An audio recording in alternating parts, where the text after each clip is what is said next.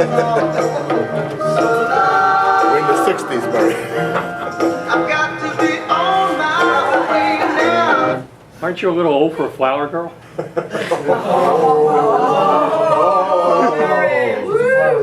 I think Murray's on cleanup duty. He always is. I'm always in the doghouse. Oh, here we go, Ed. Ed's got his mortar on. Here, Ed. Nail me up, please. Morning, Ed. We're glad you're here. Okay.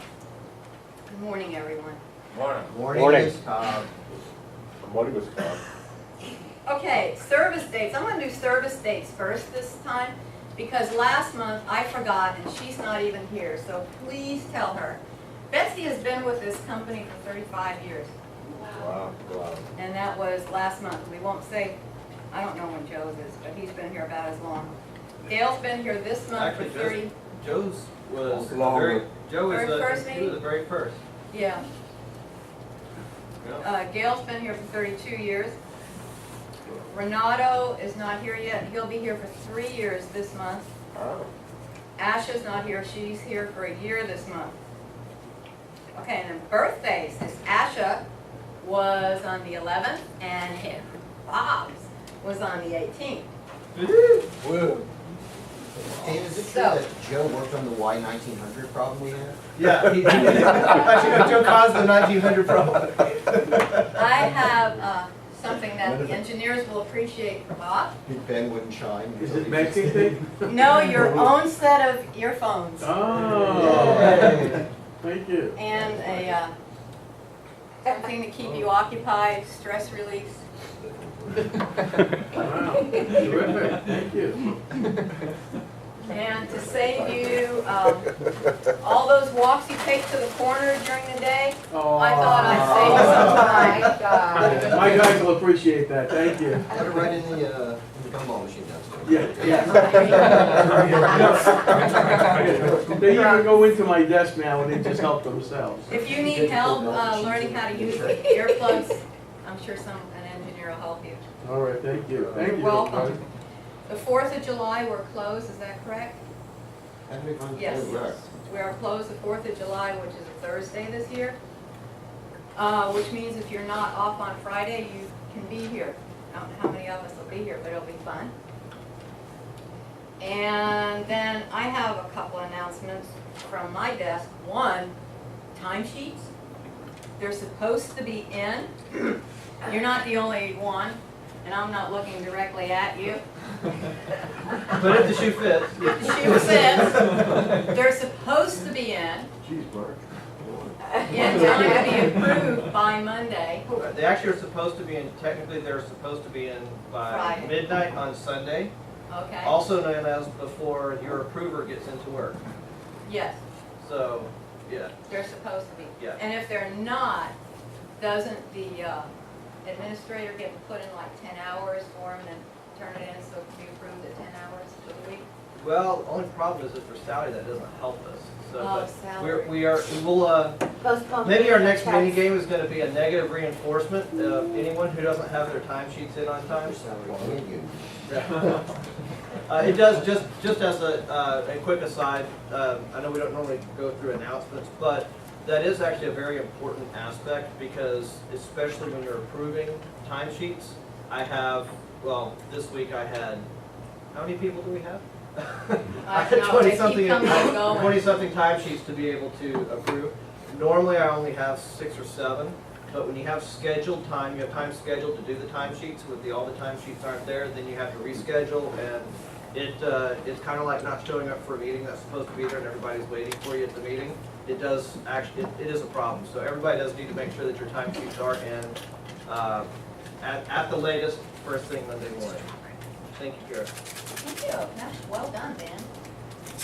And the other thing is, the conference room has a stash of water and Coca-Colas, and if we have a prospect coming in and there's no water in the closet, I would appreciate if you don't mess with the stuff in the conference room, or if you take it out, tell me you took the last one, please. Yeah, that actually is not, that just needs to be left alone. Yeah, because You're not there with the customer. I had to get Dave to bring stuff in the other day because somebody snagged it. Okay, on another note, tomorrow is the first day of summer, so enjoy. I was hoping to bring you all little buckets and shovels, but it's not in the budget. Anything else? All right, thank you, Kara. Thank you, Carol. All righty, Mr. Bob. Yes. I'd like to introduce everybody to our new staff member, Mr. Paul Baker. All right, Bob. And while we're on staff, we're losing Andy this week. Yeah. Andy is moving on to bigger and brighter futures, but he's still going to be part of our team. He's just going to be working at Citrix for us. So Andy, we'll miss you tremendously. It's been a great run. Thank you very much for your time. Thank you. Yes. So tell us a little bit about yourself, I Bob. was going to go there next. Oh, okay, That's but okay. you paused, so go. I Okay, you know better than I to know pause. better than that. Why don't you stand up and tell everybody a little bit about yourself? Where to begin? From Hialeah, born in Hialeah, lived in Miramar, through middle A, so about what, 12, and then lived in Cooper City. Been there until just recently. Met my wife at Publix, been with her for 7 years, and we bought our first house last May. And she is in her first trimester with our first child. It's a little nerve-wracking. A lot of things have changed real quickly within the last year for us, as far as situational, finance-wise. And now we have our firstborn. Hopefully, will be coming along next February. So we're looking forward to that. And yeah, first ultrasound is at the end of this month. So, yeah. And your technical career? Technical. The baby's more interesting.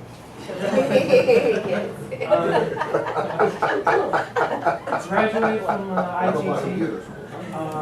Worked at what most people know as TAG. They were bought out by Teleperformance. I worked there for a while. And I recently just came from a company called Saveology. And I was in their tech Zilla department. Mostly they just help out, home people with their computers, iPads, iPhones, printers, networks, and pushing sales. So that is a whole reason why I left, because I am not a salesperson. So that's pretty much it. So, welcome aboard. We look forward to big things from you. Thank you. Glad to be here. Especially sales. Try to drive him out, All righty. It is now Mr. All right. Ka-ching. Ka-ching. I'm really, really excited that my name is associated with ka-ching. Let me try it one more time. Jonathan! Ka-ching. Awesome. Game changer. Ka-ching. I'll take that too. Quick update. Great things are going on with mini games in this company. As you know, I've said it many times. Great game of business is a management style. We now do open book management. You guys all have access to the company's financials all the time and the training to understand it. Very, very special gift. I've said it a number of times. I will share with you that I've been bringing through a lot of prospects and industry people to tour the operation. And we leave, game boards up like Expensilla, and obviously we leave Mount Customore up because there's no place to go. But when I explain to them, and I make a point of explaining to all the visitors exactly what we're doing with that, they just kind of rock back on their heels and are blown away because they don't know of other companies that are doing it. We are in kind of a rare, a stratified layer of atmosphere of companies that take the time to, and the risk to open the books and give you the financial literacy training to understand and stay connected how you are part of a bigger picture. And that goes right into the current mini game that we're playing, Mount Customore, where we're all trying to understand what the other, 2 business units are doing. We have 3 business units, as you know, FlexStore, Connect Smart, and Connect Care, and everyone trying to understand what the other business unit does and how the health of that unit affects their unit, and we've seen that over the past 3 months very clearly. Is everybody with me on that? Mm-hmm. Great. So where we are right now with the game, with Mount Customore, we are at 801 points, representing 36 leads. that have been exchanged between teams. That's a fantastic start. I want everyone to give themselves a round of applause. I'm going to ask if you're in the room and you've actually participated and put in a referral. Can I see a hand? Bart. Oh, duh. Kara. Excellent. Give these people a special round of applause. And there's more, they're just not here right now. So I thank them in absentia. So now the game ends at the end of this month, which is that next week? Is the last week? Yeah. Yes. Yeah. Yeah. Okay, so it ends roughly next Friday.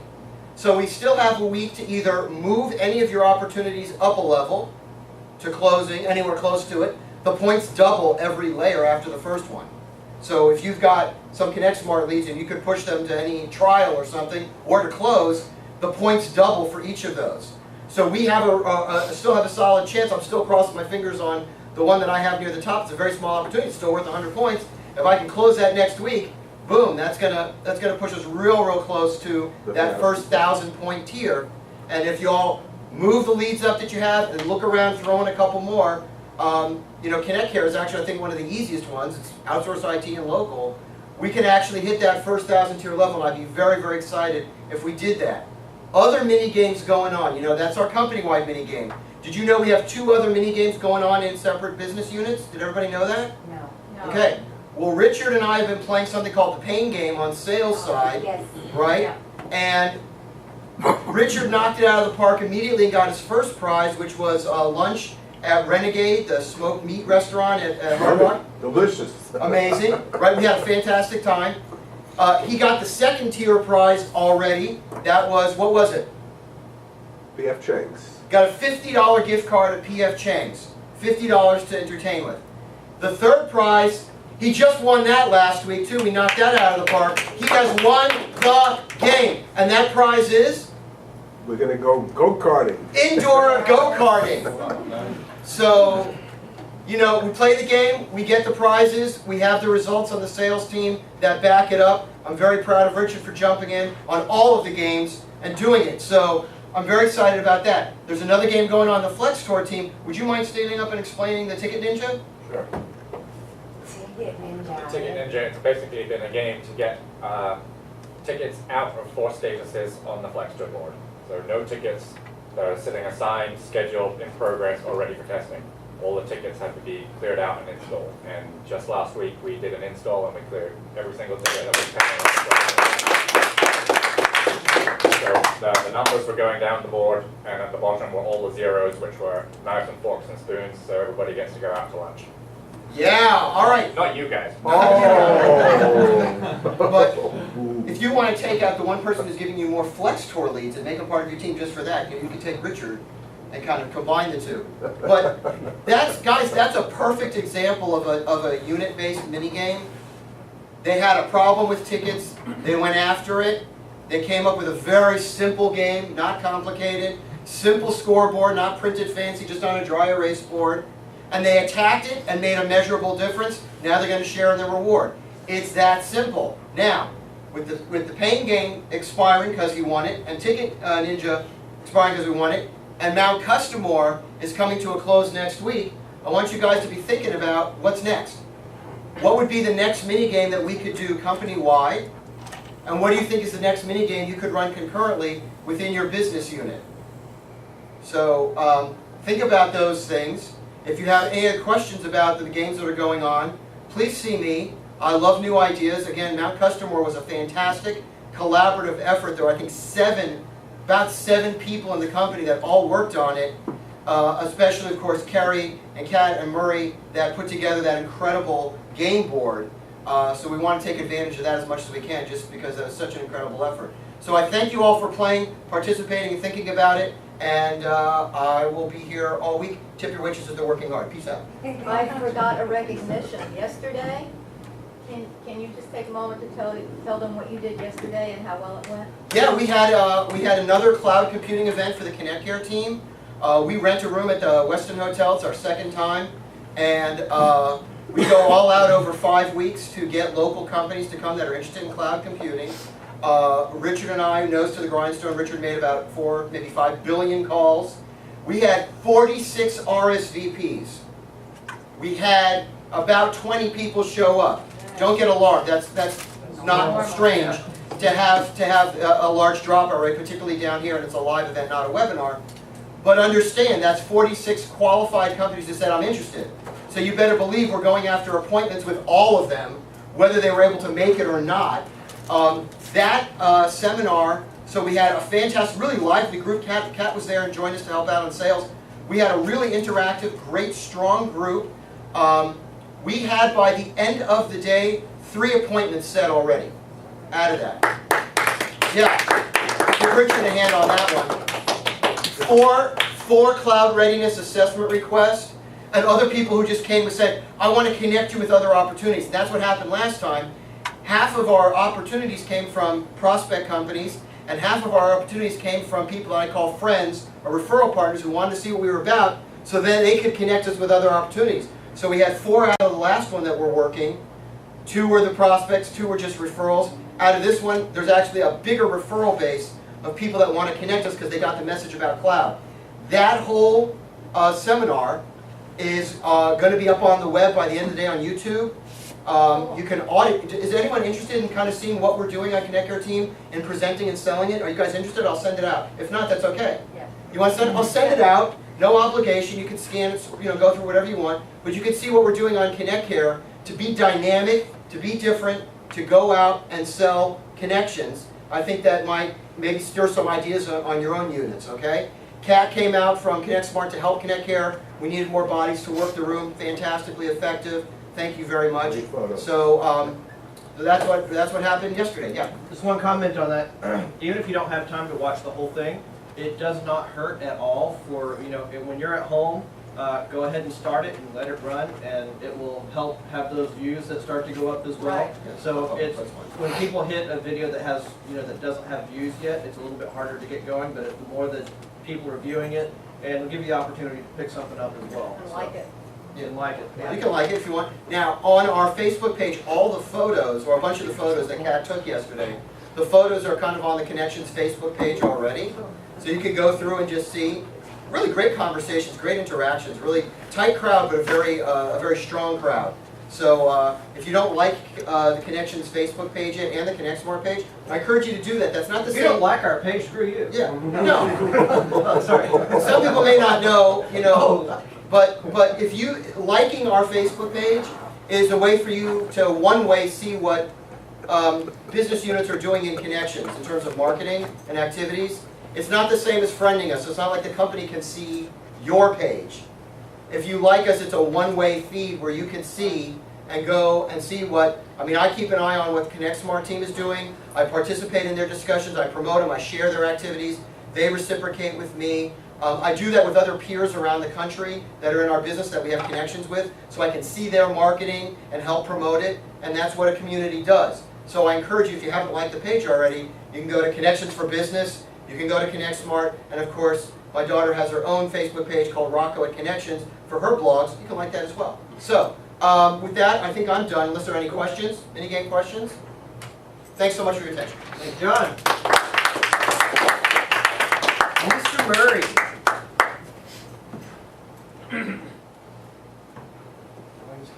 I think you should, isn't this the financial part for Karen? Yeah. I think you should be wearing a skirt and glasses. I told you. But I was going to tell you about the numbers, but no, let's talk about something else. And I'm not real sure that this one is right, but we'll put it up there anyway. Close out the month. You close out the month, yeah. Right.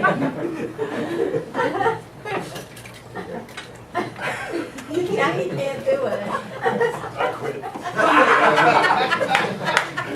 Totally reminds me of like the Weather Channel girl or something. Minor adjustments here. John, should we talk? Lost the Story of comment. my life. Come on, John. Dan, what'd you do here?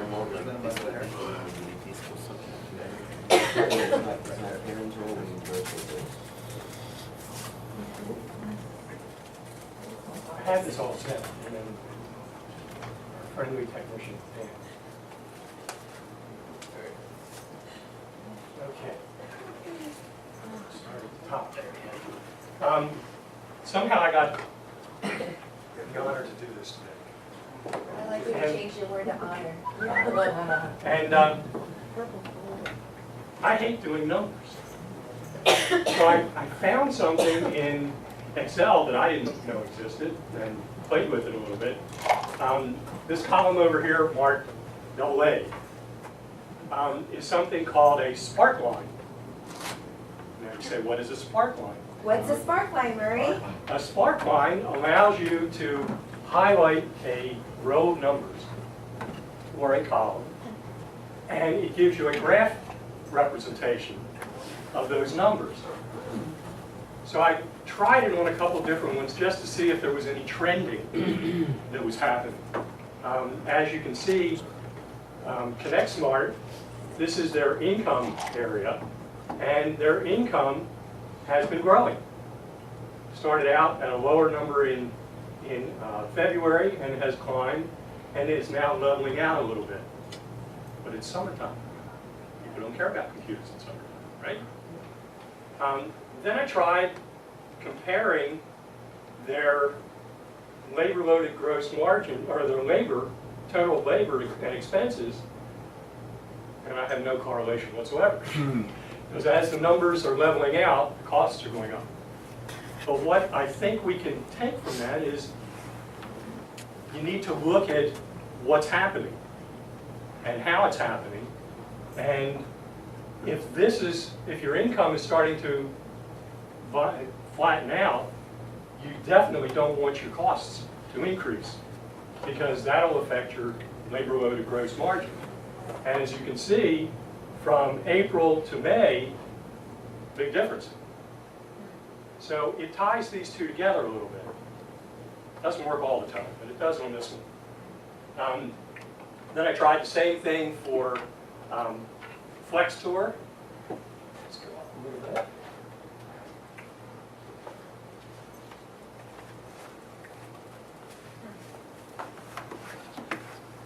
And I was in kind of a quandary about Flex Tour because we've had some discussions in our huddle group about the legitimacy of the numbers that we were actually reporting as income. And as you'll see when Matt talks about May, June, we made a decision to not report the Trabalco numbers because truly they could be a puff of smoke. And all of these numbers for the sales include Trabalco. So, like I said, when Matt talks about June, you're going to see a drastic change from the numbers that we have here. Here it shows we're doing really well, but only on paper. What's the reality of collecting? And like I said, I tried my spark line and it didn't do well. Matt didn't help me. He didn't keep going up. He kept going up and down. Then we go down to a line that I have worked on, and that's hardware sales. Phenomenal month, 53,000 for April. Things have really slowed down. Just kind of seasonally normal for us. Right. Yeah. I had big RMZ purchase in there, and a couple Xerox machines for Palm Partners. And this month, I got bupkis. It's really low, and it ruins my percentages because I didn't sell enough. So we need to think about engineering saying, hey, you know, that computer's too old. Let's buy a new one. Not give them a new one on TechRider. Let's buy a new one. That way my sales go up. And if you need help with that, talk to Murray. Bob, sales. He hates when sales go down. Yeah, okay. No, I work hard with that. Yeah. Talk to all the vendors, work deals, but if I don't have anything to sell, I can't work any deals. Then we go to Jonathan. His line item number was for the managed service revenue. I asked him, I said, what's your difference between the 2 months? He said, it's normal. Little attrition in numbers of units, customer drop off. So he's pretty flat, as my spark line shows. Then we go down to expenses. That's not the one I want.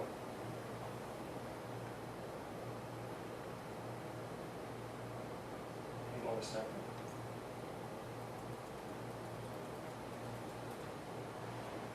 The one I really wanted was this one in red, and I don't know why I did red. But if you can't read it, it's $33,450, Wow. as opposed to the month before, $23,018. Big jump in professional services. This is great because that goes to the bottom line. We want this to continue. Jeffrey was great at closing out old projects, billing them. We need to make sure to continue to do that because there's a lot of money that can be hidden in there. Another good month. Okay, let's keep going down.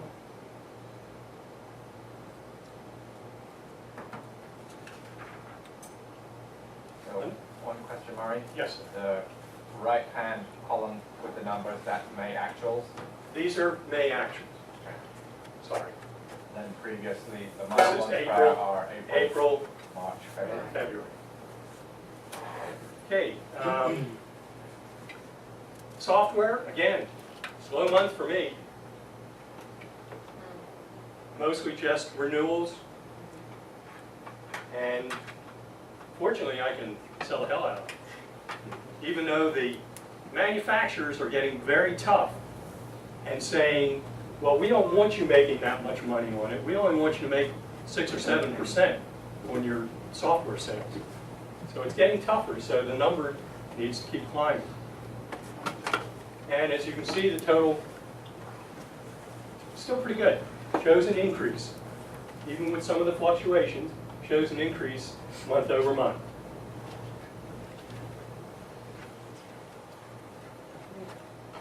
Let's go down to the one that we have probably the most control over internally. Expenses. Now, most of them have stayed fairly flat, as you can see right on through. This expense increased for advisory group, and that was Dan and David's trip for TPG, which is 1 month. But it did show a big increase in costs. This one is a unique number. Charitable contributions. That's a number we want to see keep climbing because it's based on profit of the previous month. A certain percentage goes to charitable donations. And this month, since it's so good, I put in my daughter's law school tuition as the charitable organization that's ready to receive $7,996. One book of salt. That's one book. That's one book for law school. I was thinking the Martin nonprofit organization. Food bank. Get in line. That's what I'm saying. Get in line. And as you can see, we continue to go down. It's pretty much the same. We get to meals, and you see a tremendous increase again in these are the 50% for entertainment. Again, we attribute that to the one-time trip for TPG. Jesus, how much did you eat? That 48-ounce steak was just more than Dan could handle. If you had eaten the whole 72 ounce, it would have been free. Right. That's right. Take the challenge, Dave. Our, Think New York City, Manhattan, Times Square. Yeah. That was a bag of chips. also, our meals for staff went up. This is because we had a meeting here for Vistage, Right. and we decided to bring in all the employees and feed them as part of that meeting. So my costs went up considerably. But it's 100%. Right. 100% of nothing is still That nothing. was a great, that was a great meal, by the way. Okay, you like the Yeah. chicken fingers. I didn't know chickens had fingers. They do, and they're delicious, and ironically have no bones, which is really good. And the one that I have to thank Kara, because she's part of the keeper of the keys, is the office expense. You see what the number was in February, $39.53. That was the damn M&Ms. As we cut out the M&Ms, you can see that the cost has gone down considerably. Can we chart that against aggregate company weight? Is there any correlation? We probably could. No, David, you're not in it.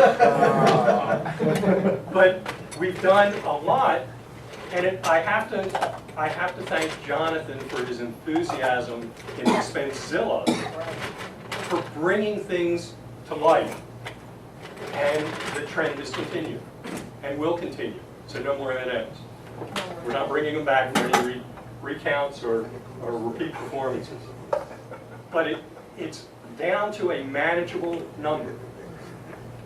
And, you know, I just thought I'd tell you briefly what shows up in there. Our messaging system, telephone messaging system shows up in there.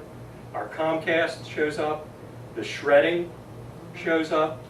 Our alarm system, our cleaning, office cleaning, our paychecks processing shows up in office expense. And of course, the supplies that we buy from BJ's and various vendors, and our office papers, pens, pencils. Kara has locked up pencils. You get one per week. You gotta That's turn in the old stuff to get Right, a new one. to get a new one, you have to turn the old one in.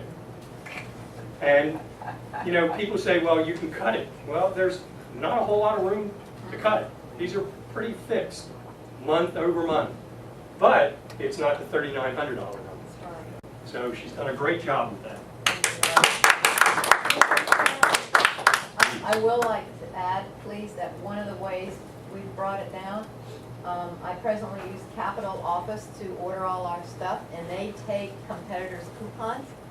So in the mail, we get coupons that are sometimes $50, and they can be applied to Capital. They give us that back. Some months we have like $150, $200 in coupons. Coupons, right. So it works out well. And I get them at home, and I bring them in for Kara, and she uses them too. So if anybody else gets them at home, Yeah, if and you you're get not them gonna at use home, them, bring them in. bring 'em in. Staples, anybody. They'll take anybody that sells office supplies. Well, let me just reconnect that with something we talked about in Expensizilla. Based on if you're at a 10% margin, every dollar you save is like 10 times that in revenue you don't have to earn. So when she says, I have a $50 coupon, and you're seeing $2,000, you go, what's a $50 coupon? It's worth $500 in revenue. That's a lot. That's the power of saving money. I want you guys to be connected with that. Those little changes, that $21,000 we saved over 3 months was worth $210,000 in revenue. It's a lot. And as we keep moving down the expense list, telephone. Jeff and I have worked really hard the last couple months to try and control our cell phone expenses. This number at $15.82 is a little higher than we wanted it to be. So we went back to the well and redesigned the plan again. This past month, the cost was $1,000. That should be our plan throughout, unless Deb goes crazy with internet. Okay.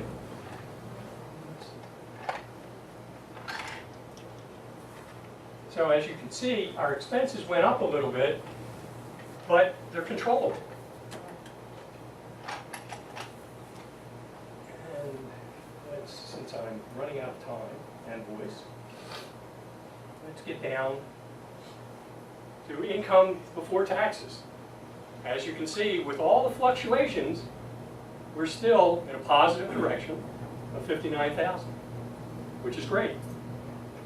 And our income before taxes and bonuses percentage has gone up. So all in all, it was a pretty good month. I can't say as much for June because things have slowed down and we've redone some things, so you'll see some big differences. And in the words of Karen, well, I'm not sure, but we'll put it up there anyway. Thank you.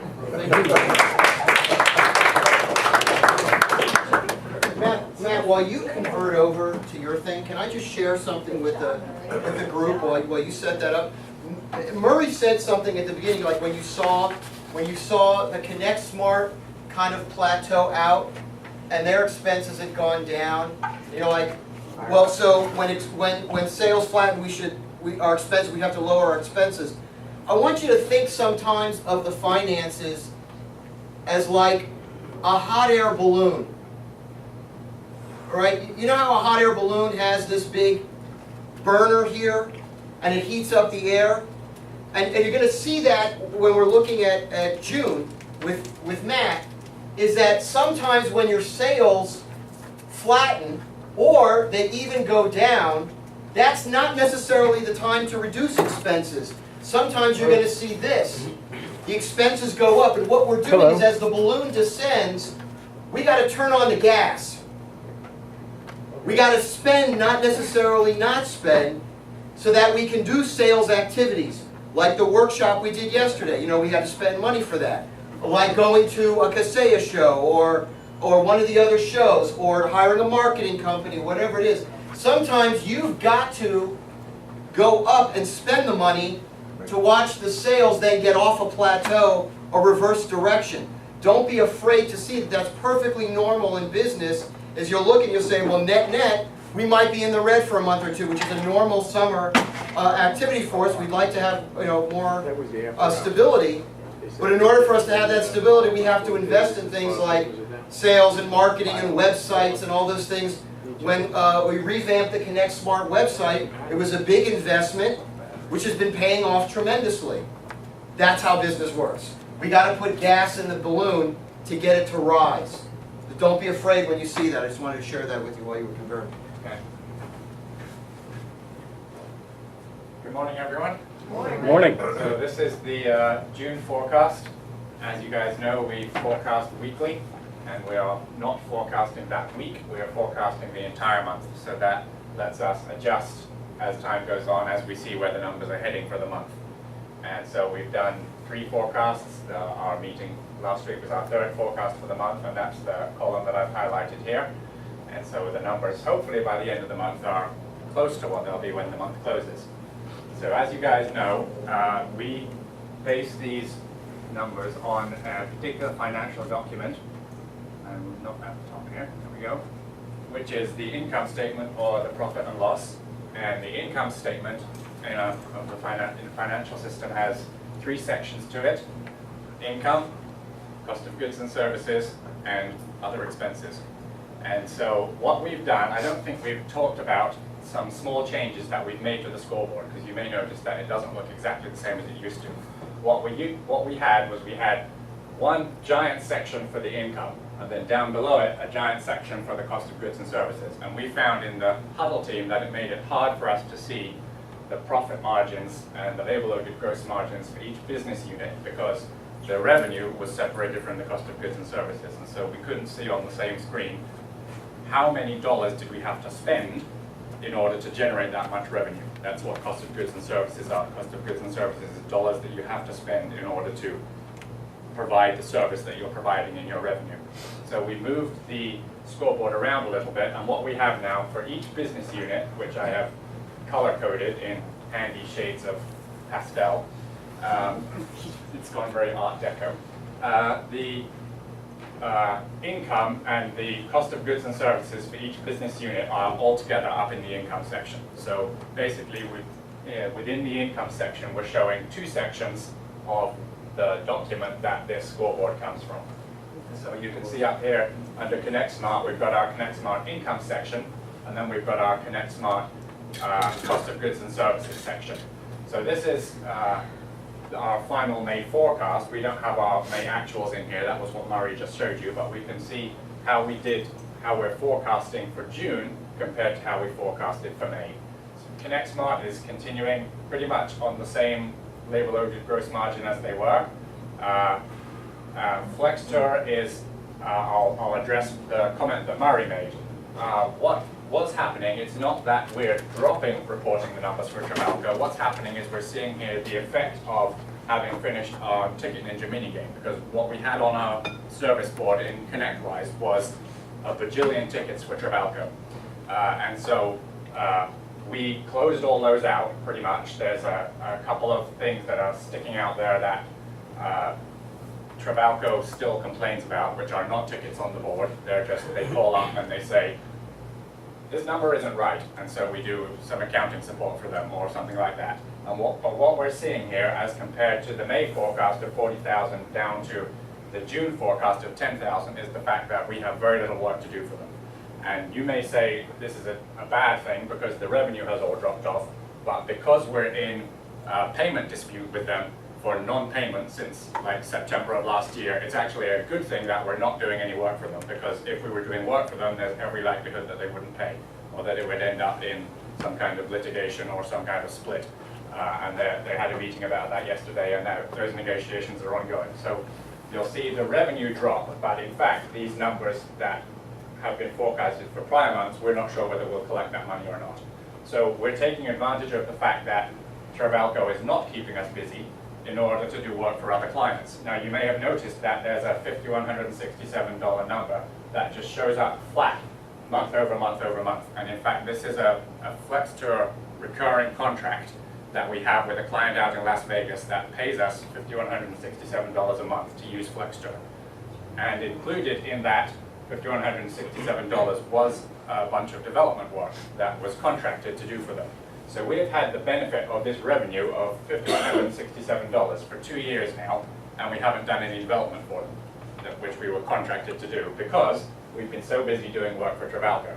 So the benefit of this, even though this number, Travalco number, is down, is that we are able to dedicate ourselves to the other client who's been sitting there saying, come on, when are you going to do the stuff you contracted for me? And so we've had 24 months of $5,000 a month, which is, I can't do that kind of math in my head. It's $24,000. No, that would be 2,000. No. Somebody tell me what that number is. 100 and something thousand dollars. What? Yeah. And so now what we're doing, where you'll see that our labor costs stay the same, is because we still have the team of developers, but now we're doing the work against this contract that we should have done. So you engineers will understand that if you have a managed service contract and the customer puts in absolutely no tickets, it looks like you've got great margins, but that's a little bit unrealistic, because eventually the customer is going to say, why am I paying you $5,000 a month and you're doing absolutely nothing for me? And that's been the case with Chinese hosts, that they've been paying us faithfully, and now they're saying, well, come on, where's the software you promised? So it's actually a good thing for the department that Travalco has dropped off, so that we can focus our efforts on Chinese hosts and doing the work that we contracted to do for the money that they paid us here. So that's what you'll see in Flexter, is that while it looks like, while here we've actually got a negative percentage, which shows that we're making a loss, we're actually doing the work that we got the money for in all of the prior months.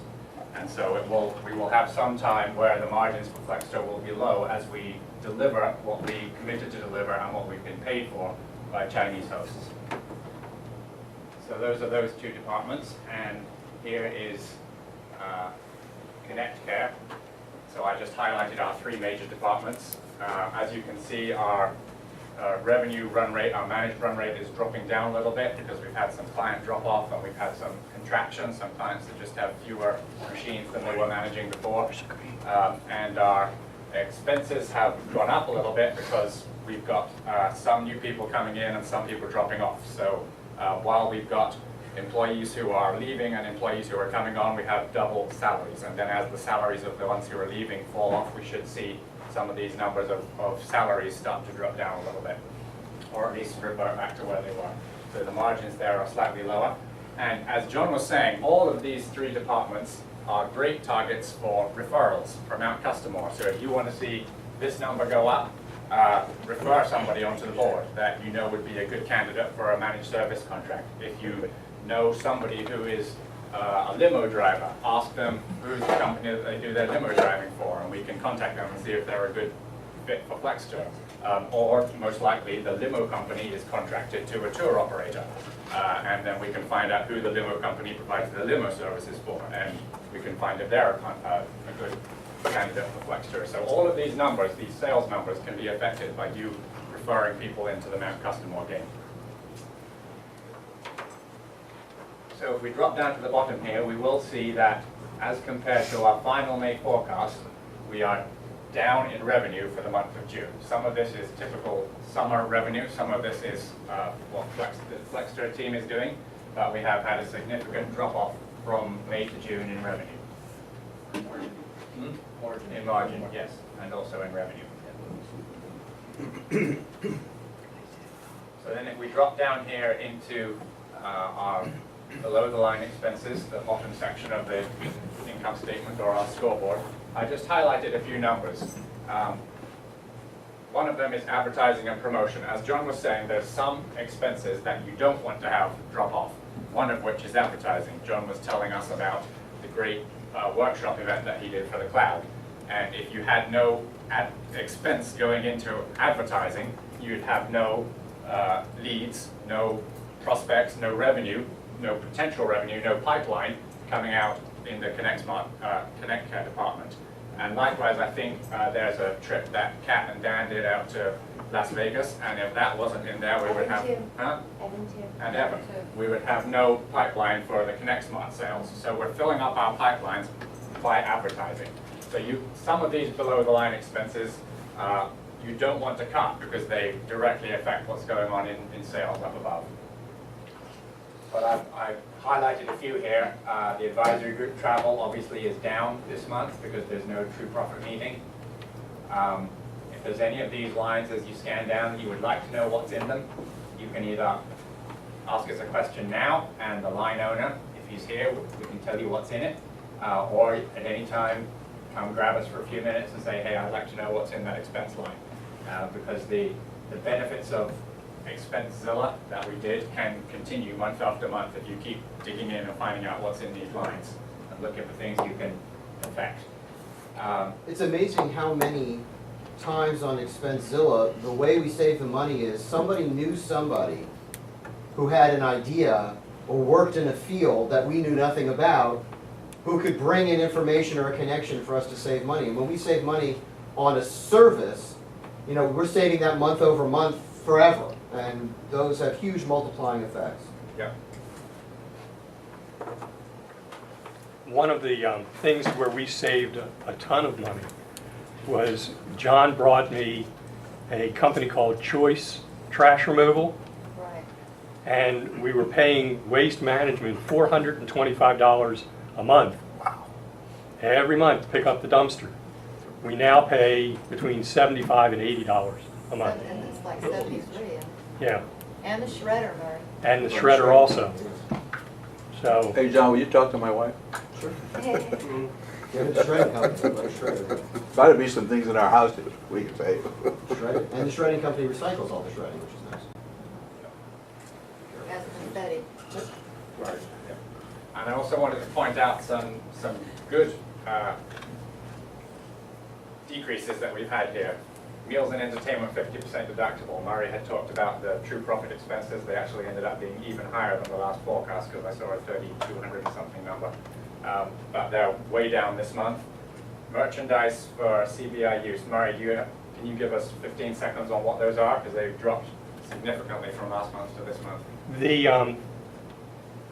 We run printers, and what I did is about every 6 months I buy a stock of printing supplies, the toners, and they tend to be very costly.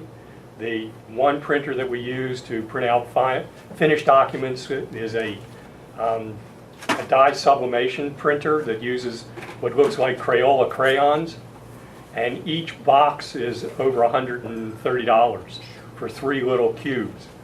So I only buy them once every 6 months when they seem to run a special on them. So in May, that's what I was doing. That's in the no tax column. In the other one, it was a renewal for the service agreement on the copy machine. So You're not going to see that again this month. Good. So they're one-time charges, and they hit in a month where we had good revenue, and in the month here where we don't have so much revenue, we've been able to drop off some of those expenses.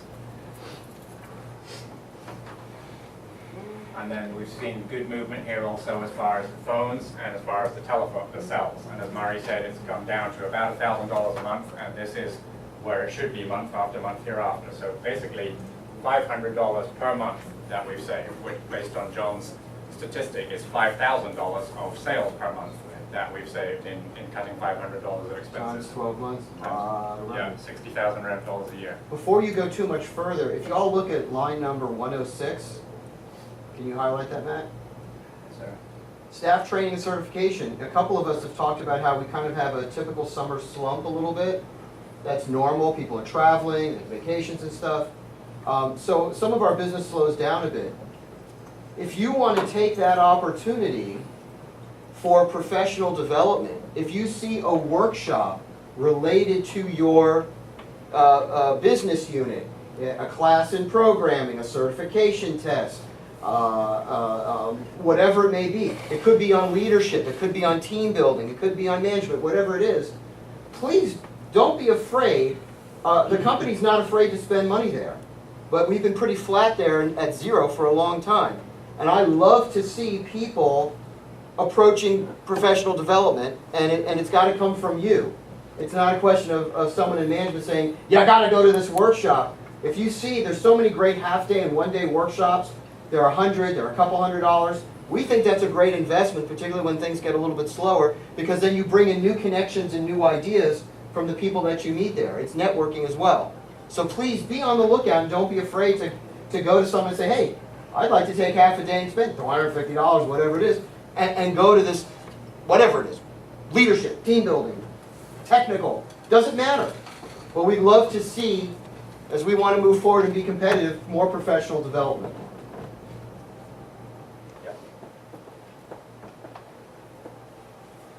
So we get down to the bottom of the forecast here, and you'll see that we've actually managed to cut about $15,000 off of our expenses, which is actually a great movement, because down here we'll see that our net ordinary income, which is our revenue minus our cost of goods and services minus our operating expenses, our net ordinary income actually is negative here, so we're looking at just squeaking just about breaking even. A little bit below breaking even here for the month of June. So if we had not had the decline in expenses, we would have been negative $17,000 here. And instead, because we've managed to have the expenses allocated in a month when we had revenue that they could count against, in this month where revenue has dropped, we're actually just about a break-even month. And if we look down, there's some in the other income and other expenses section, you'll see that there's some depreciation expenses and things which bring us down for the month to minus 2% as compared to around 16% for May. So it's nothing to be freaking out about, nothing to be scared about, but just to know that June is going to be just about a break-even month as what we're forecasting. So I want to know if anybody has any questions at all on what does a line mean, what do the numbers mean. That's what we're here for in the Huddle team. Good? Good job, Matt. I have a question. I have a question. And on the Connect Smart, on line number 8, what's the hard cost? The hard cost It's on, always the same. It's always the same. we have a, well, it's on the forecast, it's always the same because our costs are actually based on our previous month. Almost all of our costs are. So we know, when I do we have an agreement with Software Effect, which is our development partner. Okay. And so what we do is we pay them 40% of the profit that we make on a month of sales of the piece that is. It's like a license fee? It's kind of like a license fee, yeah. So Okay. it's an OEM agreement. Okay. So we know exactly what that's going to be by about the 10th or 12th of the month, and so that's what those hard costs are. Occasionally there's some other elements. So when we have You know, we have some other things that we have to get for Connect Smart, it would go into that, but that's 15,900 of that is those, that licensing. Thank you. Anything else? No? All right. Thank you, Matthew. All right, Jack. Okay, I have a few questions, so let's do some financial literacy. Can you see my screen okay? You can. Okay. So this is a game called What Does Not Fit, and it's a group participation. But let me give you some background information first, and it's going to nicely reinforce what Matthew just said. The great game of business generally focuses on two company financial statements: an income statement and the balance sheet. The income statement that you have that Karen prints every month has over 90 line items, very confusing, lots of detail, and it's really not suited for teaching. So we create a scoreboard that you've just seen two versions, Matthew and Murray showing you, that simplifies the income statement, but reflects all of the numbers. The revenue from Karen's statement that she prints each month and the bottom line, they all match. We just eliminate some minor items, combine some items to make the scoreboard simpler, and so we can teach from it. We put everything in alphabetical order so you can find information more easily than in a financial system. And we also have grouped things by gross profit, by lines of business, as Matthew said. So when you see the scoreboard, think income statement, because they are the same thing, it's just a different format. We've simplified it, as I said. It's a really good teaching tool. So like the last 20 minutes here, as we've been reviewing both the forecast and the results, it's a great way to teach financials and business. And as Matthew said, it's forward-looking, which is really unusual for companies to look forward and predict what's going to happen, but that's a key element of the great game of business. So when you think about the income statement, it has sections. There's a section called income, and some people call it sales, some call it revenue. It just depends on what the company's terminology is. You call it income. And then it has expenses, and expenses are things in two different categories. There are expenses that vary with sales, and those are called cost of goods sold, and David likes to call them COGS. So expenses that vary with sales, and expenses that do not vary with sales. So this is a common structure for income statements, and your scoreboard is built that way. And then there are overhead expenses that are what you call expenses, other companies call them overhead expenses or operating expenses. So the scoreboard equals the income statement. Keep that in mind. Income minus cost of goods sold equals gross profit. And then gross profit minus expenses equals net income. And Matthew just showed you that the June forecast is basically breaking. So another way to look at this, income minus cost of goods sold equals gross profit minus expenses equals income. This cost of goods sold, companies, depending on how they're structured and what they want out of their financial statements, determines what they put in cost of goods sold. Same thing with expenses. Some companies put certain line items in cost of goods sold, and other companies wouldn't even think of that. So there is some art here based on what the company wants from their financial. And then you'll hear the Huddle team talk about above and below the line expenses. Well, this is the line. If you would draw a line across your scoreboard right below gross profit, all expenses that have been categorized as cost of goods sold are above the line, and all expenses that have been categorized as operating expenses are below the line. So just to help with some of that terminology. The other statement that we use all the time and don't talk about very much is the balance sheet. And if you look at your scoreboard, there are two tabs at the bottom. The first tab is the income statement, which is reflecting history plus the forecast. And then there's another tab called balance sheet, which reflects items of a different nature that are actual results. They're not a forecast. So the balance sheet's really very simple. It contains a section of assets, a section of liabilities, and a section called owner's equity. And I like to think of it very simply. What the company owns are assets.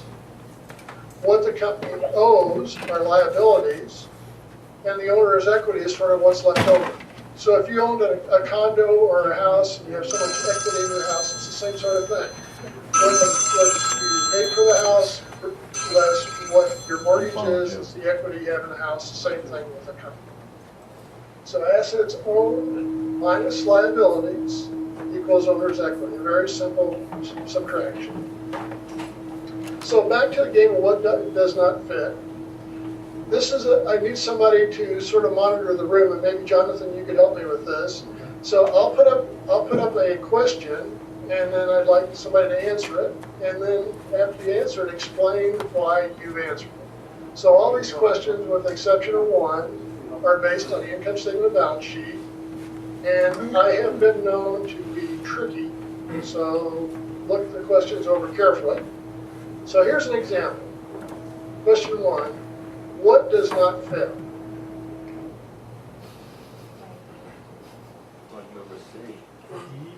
Why D? Basketball versus football. Right. Okay. So this is the way this game works. Very good. They may not be this easy. Question number two. And the questions are always the same. What doesn't fit? B, B. Why? because it's a city. Right. Very good. Okay. So here we go. Question three. What doesn't fit? Who's got, let's see a hand, who's got an idea? You say connect smart sales, why? It has nothing to do with really the cash or the inventory of money that's coming in.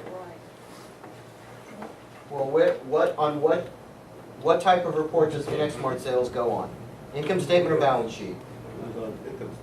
Okay, where do the other three belong on? Very good. Yeah, the others are balance sheets, and what kind of accounts are they, by the way? They're all the same kind of account on the balance sheet. Are they assets or liabilities? Assets or liabilities, guys? Assets. Very good. Yeah, assets. Yeah, there are things that you own. You own your cash, you own what your customers owe you, and you own your inventory. Question four.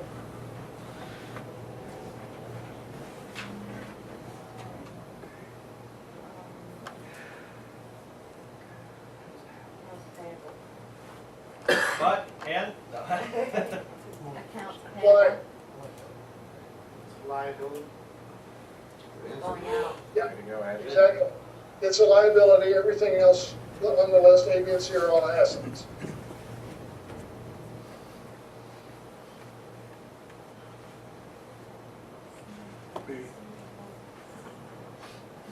A? No. Why are you gonna keep smart sales out of everything? This is a very interesting one. Yeah.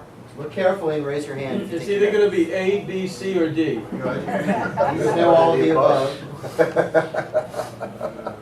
Who's got a guess? Yeah, It's, B, it's B. Why is it B? because it's, yes, the only one on it, it's coming Right. in, everything's going out. Yeah, connect commercial sales are on your scoreboard. Salaries, development are on the scoreboard. Office supplies, as we just talked about, on the scoreboard. Accounts receivable is an asset. That's what your customers owe you.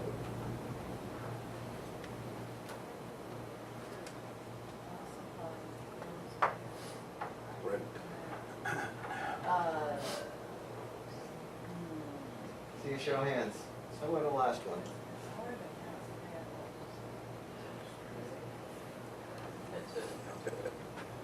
Raise your hand, that's a good one. Evan, what'd you say? I said Ed said accounts payable. Very good. And why did Ed say that? Because Evan said it. Okay. Well, Tweedledee, Tweedledum, why is that? You're right, but why? Same reason as the last question. It's a liability. Okay, so it belongs on what? Balance sheet. Very good. Good job. Yeah, Very something good. you owe, right. Even if you're wrong, sing it out and be confident with your wrongness.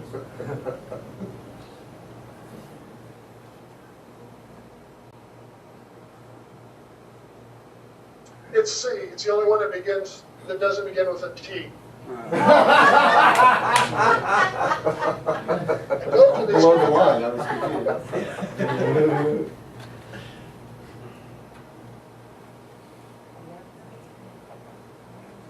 This is a hard one.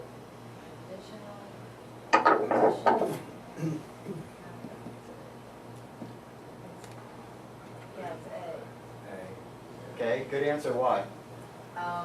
Because, yeah, it's what we owe, everything else is an asset. Very good. Everything else is stockholders' equity. And which report do those things belong on? Balance sheet or income statement? Yes, you finish that word. Balance sheet. Okay, it belongs on the balance sheet, good. Which reminds me of lamb, which reminds me of shawarma. There we go. It all comes back to shawarma. The world revolves around it. Tomorrow, 1 o'clock. Why? Yeah, why? Because it's on a different sheet. I don't know which one. No? They're on the same sheet. Yeah. They're on balance sheet. It's a liability, the other ones are, well, no. Well, liability is liability. Assets minus liability is owner's equity. Good retention? So those A, three. B, and C are the sections of the balance sheet. You're exactly right. D is part of section B, it's liability. So remember, the balance sheet has assets, what you own, liabilities, what you owe, and equity, what's left over.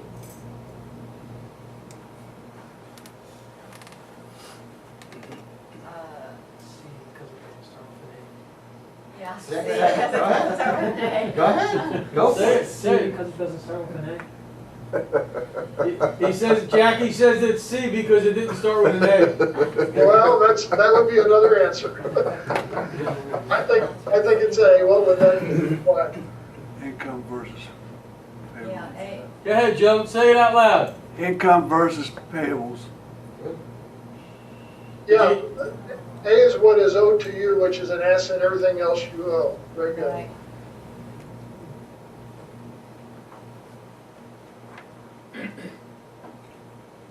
A? A. No? Check right.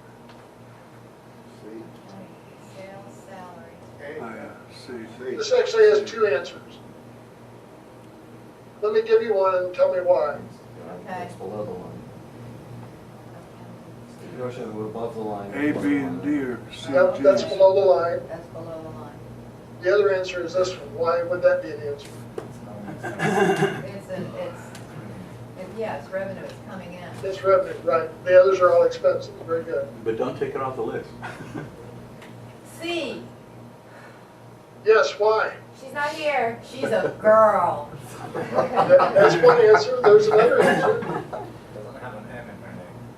Right, she doesn't have an M in her name. Very good, Matthew. I was at the Huddle last week. I remember that was a stupid question. Okay, this one's a tricky one. I talked that we use income statement, which is also your scoreboard. We use a balance sheet. And there's a third report that we'll talk about in the future called cash flow statement.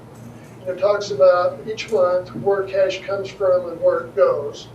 And it has three sections. The first section is cash from operating expenses, cash from operation activities like from your scoreboard, cash from investing activities if you borrow money or pay money back. I'm sorry, if you invest in equipment, like Murray talks about buying computers, and then financing activities if you borrow money or pay it back. And we'll talk more about that in the future. I think there are a couple more. D, Why D? not B, D. Yeah. D, why D? D is what we owe. Right. Oh, great. NASA. C, yeah. Right, yes, right. First one's Social Security, second one is federal unemployment tax, and D is state unemployment tax. Okay, I'm gonna turn it back to you, Daniel. All right, so that leads us up to the questions. Does anyone have any questions before we close out here? So I want to, we're quite a bit late, but I think this is important. I'm going to go ahead and hit this, and then I'm going to make a comment. Can you kill the front lights, please?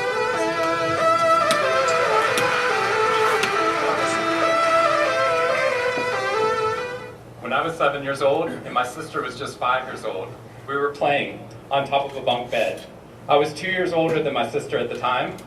I mean, I'm 2 years older than her now, but at the time that meant she had to do everything that I wanted to do, and I wanted to play war. So we were up on top of our bunk beds, and on one side of the bunk bed I had put out all my G.I. Joe soldiers and weaponry, and on the other side were all my sister's Milos and ponies and ready for a cavalry charge. There are differing accounts of what actually happened that afternoon, but since my sister is not here with us today, let me tell you the true story.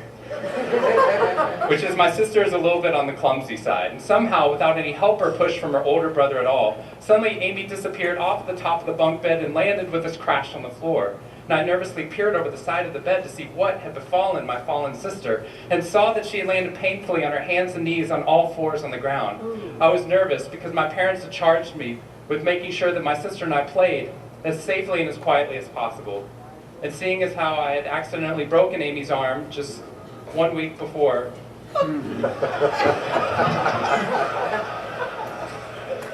heroically pushing her out of the way of an oncoming imaginary sniper bullet, for which I have yet to be thanked. I was trying as hard as I could. She didn't even see it coming. I was trying as hard as I could to be on my best behavior, and I saw on my sister's face this wail of pain and suffering and surprise, threatening to erupt from her mouth and threatening to wake my parents from the long winter's nap for which they had settled. So I did the only thing my little frantic 7-year-old brain could think to do to avert this tragedy. If you have children, you've seen this hundreds of times before. I said, Amy, wait, don't cry, don't cry. Did you see how you landed? No human lands on all fours like that. Amy, I think this means you're a unicorn. Now that was cheating, because there's nothing in the world my sister would want more than not to be Amy the hurt 5-year-old little sister, but Amy the special unicorn. Of course, this was an option that was open to her brain at no point in the past, and you could see on my poor, manipulated sister's face conflict, as her little brain attempted to devote resources to feeling the pain and suffering and surprise she just experienced, or contemplating her newfound identity as a unicorn. And the latter won out. Instead of crying, instead of ceasing our play, instead of waking my parents with all the negative consequences that would have ensued for me, instead, a smile spread across her face, and she scrambled right back up onto the bunk bed with all the grace of a baby unicorn. With one broken leg. What we stumbled across at this tender age of just 5 and 7, we had no idea at the time, was something that was going to be at the vanguard of a scientific revolution occurring 2 decades later in the way that we look at the human brain. What we had stumbled across is something called positive psychology, which is the reason that I'm here today and the reason that I wake up every morning. When I first started talking about this research outside of academia, out with companies and schools, the very first thing they said to never do is to start your talk with a graph. The very first thing I wanted to do is start my talk with a graph. This graph looks boring, but this graph is the reason that I get excited and wake up every morning. And this graph doesn't even mean anything, it's fake data. What we found is... He's good. If I got this data back sitting you here in the room, I would be thrilled, because there's very clearly a trend that's going on there, and that means that I can get published, which is all that really matters. The fact that there's one weird red dot that's up above the curve, there's one weird in the room, you know who you are, I saw you earlier. That's no problem. That's no problem, as most of you know, because I can just delete that dot. I can delete that dot because that's clearly a measurement error, and we know that's a measurement error because it's messing up my data. So one of the very first things that we teach people in economics and statistics and business and psychology courses is how, in a statistically valid way, do we eliminate the weirdos? How do we eliminate the outliers? So that we can find the line of best fit, which is fantastic if I'm trying to find out how many Advil the average person should be taking, too. But if I'm interested in potential, if I'm interested in your potential, or for happiness, or productivity, or energy, or creativity, what we're doing is we're creating the cult of the average with science. If I ask a question like, how fast can the child learn how to read in a classroom? Scientists change the answer to, how fast does the average child learn how to read in that classroom? And then we tailor the class right towards the average. Now, if you fall below the average on this curve, then psychologists get thrilled, because that means you're either depressed, or you have a disorder, or hopefully both. We're hoping for both, because our business model is if you come into a therapy session with one problem, we want to make sure you leave knowing you have 10. So you'll keep coming back over and over again. We'll go back into your childhood if necessary, but eventually what we want to do is to make you normal again. But normal is merely average. And what I posit, and what positive psychology posits, is that if we study what is merely average, we will remain merely average. Then instead of deleting those positive outliers, what I intentionally do is come into a population like this one and says why. Why is it that some of you are so high above the curve in terms of your intellectual ability, athletic ability, musical ability, creativity, energy levels, your resiliency in the face of challenge, your sense of humor? Whatever it is, instead of deleting you, what I want to do is study you. Because maybe we can glean information, not just how to move people up to the average, but how we can move the entire average up at our companies and schools worldwide. The reason this graph is important to me is when I turn on the news, it seems like the majority of the information is not positive. In fact, it's negative. Most of it's about murder, corruption, diseases, natural disasters, and very quickly, my brain starts to think that's the accurate ratio of negative to positive in the world. What that's doing is creating something called the medical school syndrome, which if you know people who have been to medical school during the first year of medical training, as you read through a list of all the symptoms and diseases that could happen, suddenly you realize you have all of them. I have a brother-in-law named Bobo, which is a whole other story. Bobo married Amy the unicorn. Bobo called me on the phone from Yale Medical School. From Yale Medical School, and Bobo said, "Sean, I have leprosy." Which even at Yale is extraordinarily rare. But I had no idea how to console poor Bobo because he had just gotten over an entire week of menopause. See, what we're finding is it's not necessarily the reality that shapes us, but the lens through which your brain views the world that shapes your reality. And if we can change the lens, not only can we change your happiness, we can change every single educational and business outcome at the same time. When I applied to Harvard, I applied on a dare. I didn't expect to get in, and my family had no money for college. When I got a military scholarship 2 weeks later that allowed me to go, suddenly something that wasn't even a possibility became a reality. When I went there, I assumed everyone else would see it as a privilege as well, that they'd be excited to be there. Even if you're in a classroom full of people smarter than you, you'd be happy just to be in that classroom, which is what I felt. But what I found there is while some people experienced that, when I graduated after my 4 years and then spent the next 8 years living in the dorms with the students, Harvard asked me to, wasn't that guy. But what happened, I was an officer of Harvard to counsel students through the difficult 4 years, and what I found in my research and my teaching is that these students, no matter how happy they were with their original success of getting into the school, 2 weeks later their brains were focused not on the privilege of being there, nor on their philosophy or their physics. Their brain was focused on the competition, the workload, the hassles, the stresses, the complaints. When I first went in there, I walked into the freshman dining hall, which is where my friends from Waco, Texas, which is where I grew up. I know some of you have heard of it. When they come to visit me, they look around, they say, this freshman dining hall looks like something off Hogwarts from the movie Harry Potter, which it does. This is Hogwarts from the movie Harry Potter, and that's Harvard. And when they see this, they say, Sean, why do you waste your time studying happiness at Harvard? Seriously, what does a Harvard student possibly have to be unhappy about? Embedded within that question is the key to understanding the science of happiness. Because what that question assumes is that our external world is predictive of our happiness levels. When in reality, if I know everything about your external world, I can only predict 10% of your long-term happiness. 90% of your long-term happiness is predicted not by the external world, but by the way your brain processes the world. And if we change it, if we change our formula for happiness and success, what we can do is change the way that we can then affect reality. What we found is that only 75% of job successes, only 25% of job successes are predicted by IQ. 75% of job successes are predicted by your optimism levels, your social support, and your ability to see stress as a challenge instead of as a threat. I talked to a boarding school up in New England, probably the most prestigious boarding school, and they said, we already know that. So every year, instead of just teaching our students, we also have a wellness week, and we're so excited. Monday night, we have the world's leading expert coming in to speak about adolescent depression. Tuesday night is school violence and bullying. Wednesday night is eating disorders. Thursday night is illicit drug use. And Friday night, we're trying to decide between risky sex or happiness. I said that's most people's Friday nights.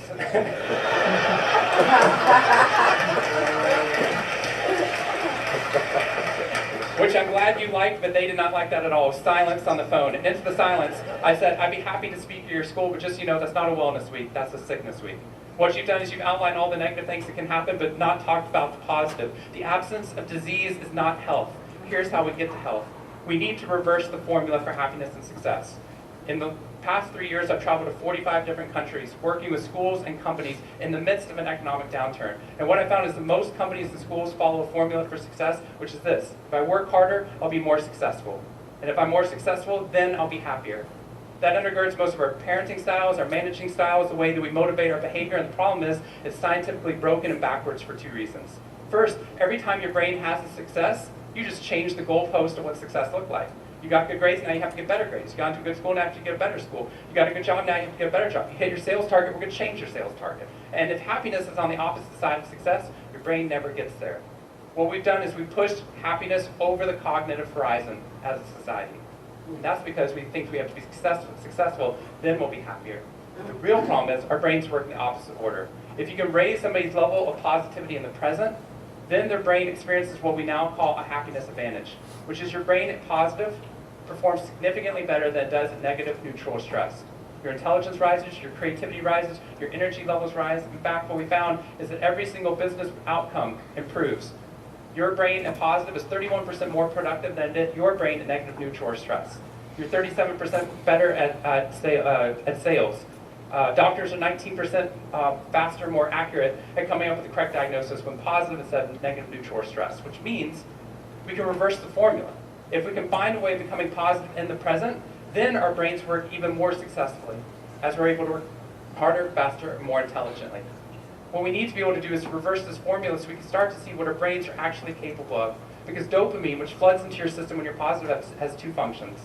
Not only does it make you happier, it turns on all the learning centers in your brain, allowing you to adapt to the world in a different way. We found that there are ways you can train your brain to be able to become more positive. In just a 2-minute span of time, done for 21 days in a row, we can actually rewire your brain, allowing your brain to actually work more optimistically and more successfully. We've done these things in research now in every single company that I've worked with, getting them to write down 3 new things that they're grateful for 21 days in a row, 3 new things each day. And at the end of that, their brain starts to retain a pattern of scanning the world not for the negative, but for the positive first. Journaling about one positive experience you've had over the past 24 hours allows your brain to relive it. Exercise teaches your brain that your behavior matters. We find that meditation allows your brain to get over the cultural ADHD that we've been creating by trying to do multiple tasks at once, and allows our brains to focus on the task at hand. And finally, random acts of kindness or conscious acts of kindness. We get people, when they open up their inbox, to write one positive email praising or thanking somebody in their social support network. And by doing these activities, and by training your brain, just like we train our bodies, what we found is we can reverse the formula for happiness and success, and in doing so, not only create ripples of positivity, but create a real revolution. Thank you very much.